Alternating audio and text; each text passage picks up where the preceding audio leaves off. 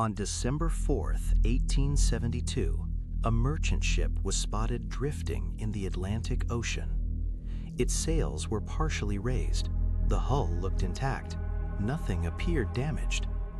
But when another crew boarded the vessel, they made a discovery that still unsettles historians today.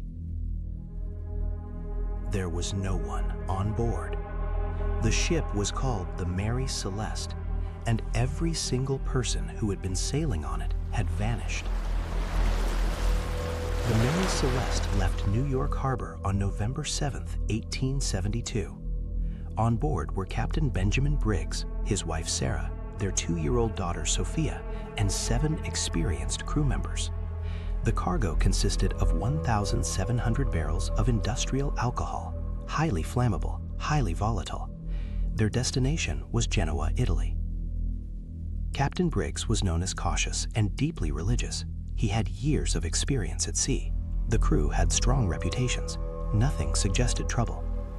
For nearly a month, the voyage seemed routine. Then, on December 4th, the British ship Dei Gratia spotted a vessel drifting awkwardly near the Azores Islands. The sails were set irregularly.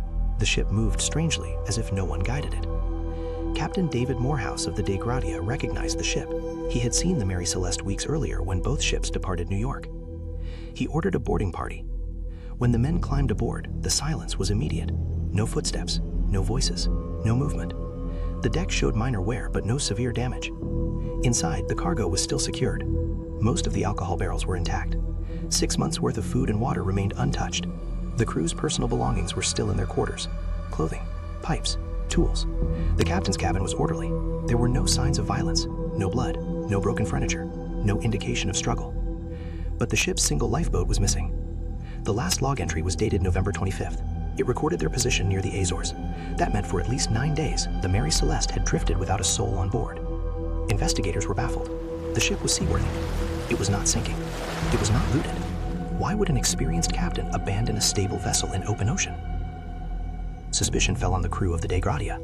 Some suggested piracy, but nothing of value had been taken. The cargo was still there.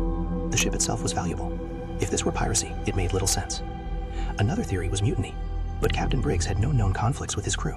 There were no signs of rebellion, no weapons missing, no bloodstains.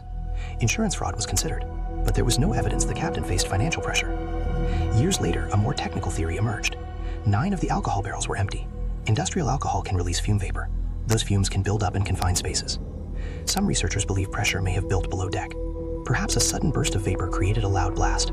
Not a fire, not an explosion that damaged wood, but a powerful sound and shockwave. If Captain Briggs feared a larger explosion, he may have ordered everyone into the lifeboat temporarily. The idea is simple. Evacuate, wait for danger to pass, then return to the ship. But something went wrong.